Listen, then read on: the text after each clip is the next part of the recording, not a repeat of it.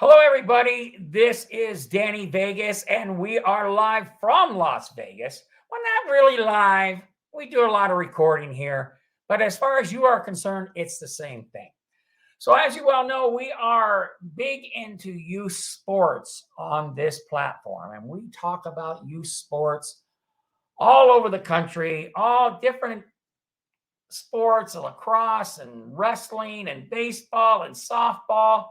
We discuss it all. But today is a big day, and I can tell you why, because we're going to be talking about, in my humble opinion, in fact, if you saw some of the prior content that we created, our top 10 youth soccer tournaments, you know that the Las Vegas Mayor's Cup made the Danny Vegas as number one in the country. So go back to our content library and you want to see that. So today we're bringing in one of the major components of the Las Vegas Mayor's Cup. Not only the tournament director, the marketing director, and we're going to bring him in and we're going to talk about Mayor's Cup and why you, coach, parents, players, why you should come to Vegas and be part of this incredible platform. So with no more delays, let's go ahead and bring Bob in. Bob, are you there? Hello, Danny. It's good to see you. It's good to see you again. Now, for all you people out there, I want you to know Bob is about 3 blocks down the street, down at the office. We live, and I think you actually live in my neighborhood. Yeah, I think. yeah. We're probably blocks apart. Yeah. And then you work 2 blocks down the road. So first of all, it's the perfect Bob area Briare, of town to live in. Yeah.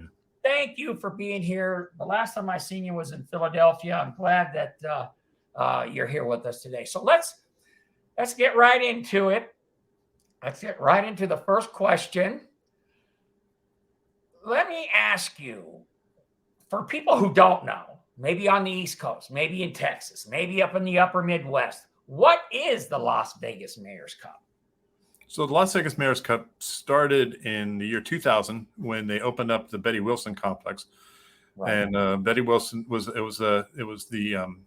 that time it was one of the largest complexes, kind of the first complex, especially in Las Vegas, where they soccer specific sports complex, and the city wanted to do a tournament that would kind of showcase their new facility. Right. So at that time, Sherry Alexander was a city employee, and she started the Mayor's Cup. And I think the first year they may have had maybe 53 or 63 teams that participated in it.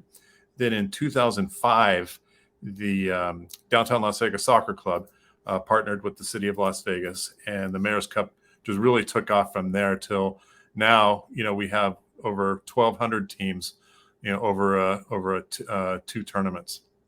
Yes, because the story of here in Vegas anyway, the story of the Mayor's Cup is a phenomenal story.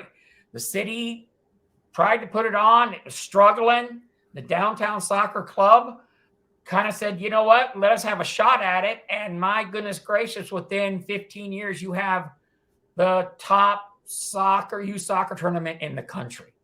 Yeah, it's quite an amazing story, and the work of Roger Tabor and Gary here at the Downtown Las Vegas Soccer Club is really the reason why it's the success that it is, because they are able to devote the time and the energies to make it a great event for the teams that participate in it. Yeah, it's a great job.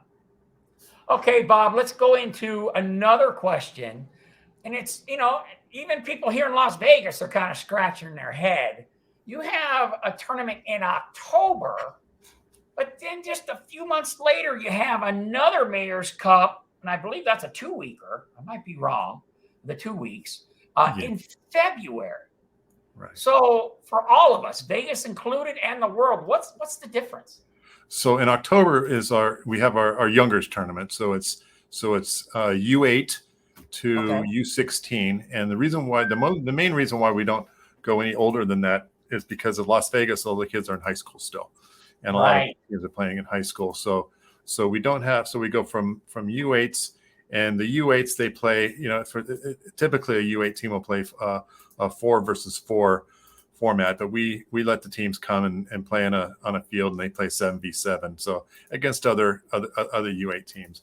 And then we'll get some of the top teams in the country for U16 and below to come in and play in the tournament, and that's over the Nevada Day weekend. So Right.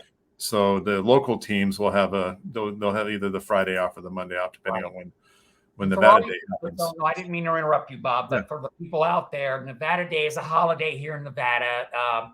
They do celebrate the day that the state became a state, and everybody gets off here. So that's Yeah, what which Nevada. just happens to be Halloween, right? It's the same. That's the day Nevada became a state, was on Halloween. So then the one in February is our showcase tournament, and that is a college showcase. But one of the greatest things about the Mayor's Cup is that it's a showcase tournament. So a lot of times the showcase, the kids will go and they'll play, and you'll play 4 games, and that's it. You'll get here's your 4 games. Thank you very much. See you next year. But where the Mayor's Cup is different is that we play a tournament, and it gets very competitive, and you'll see some of the best teams in the nation again come and play. And then also that's where most of our international teams come and play. Right, And it's a great way for these kids to be seen by college coaches.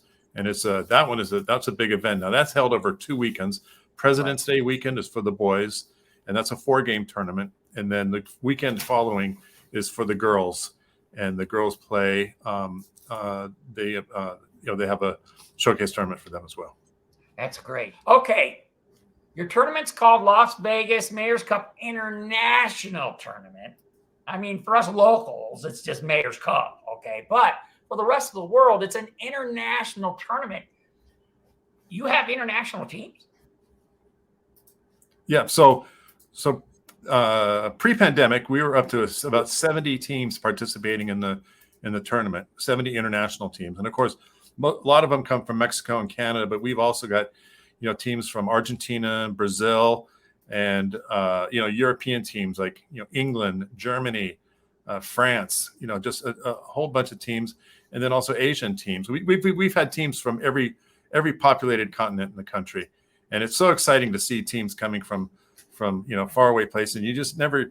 It's a surprising all the time. All of a sudden, a team will pop up and say, "Hey, we want to come and play in the Mayor's Cup," and it's exciting, especially when you get maybe like teams from Western Africa or countries that you would never. We had a team from Tibet once.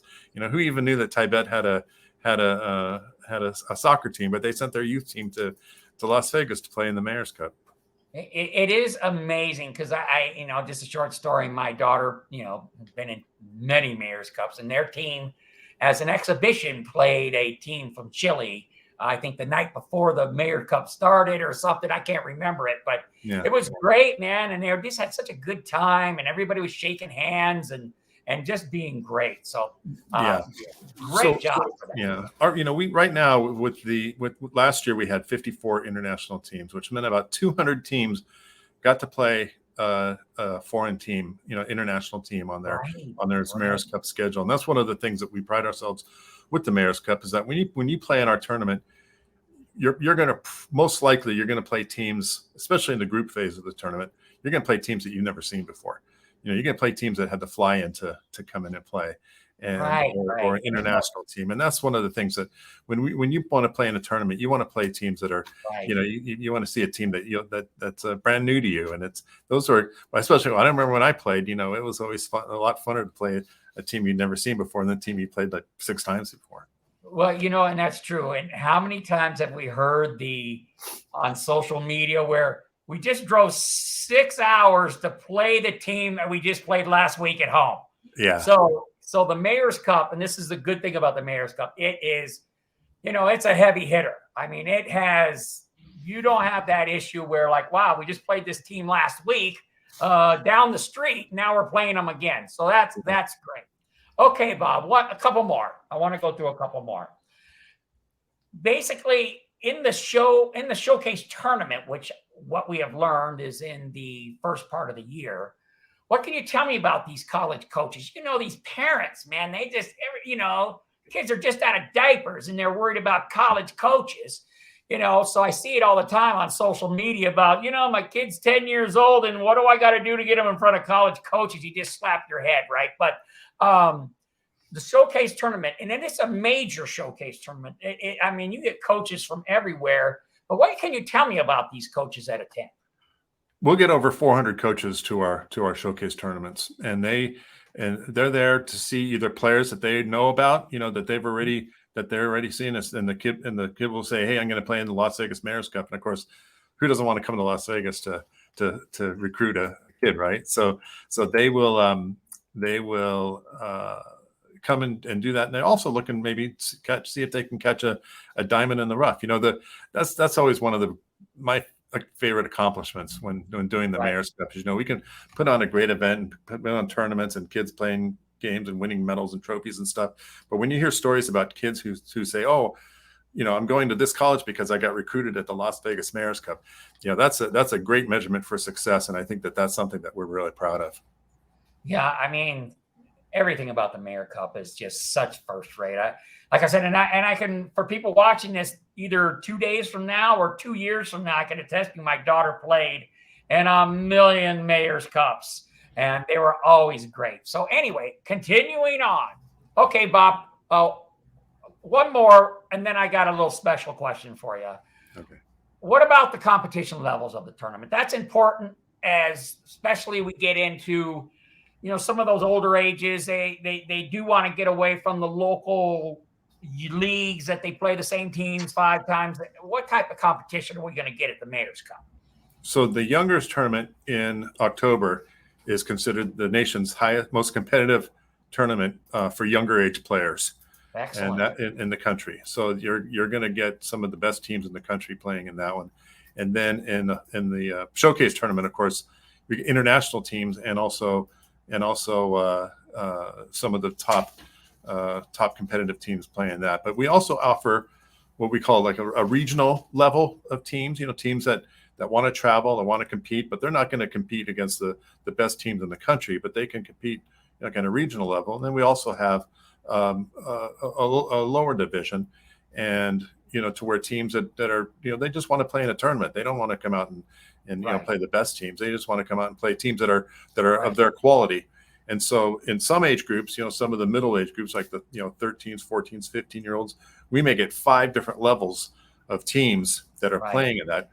We typically have 3, so like and you always hear things like gold, silver, and a bronze, but we'll have a top level, a medium level, and then a less competitive level, so that any team that wants to play in the Mayor's Cup, we'll find a group that they can play in that they're going to be able to compete in. And that's great. Just to get off course a little bit. Now, you, as far as Mayor's Cup, are you the guy that puts that schedule together?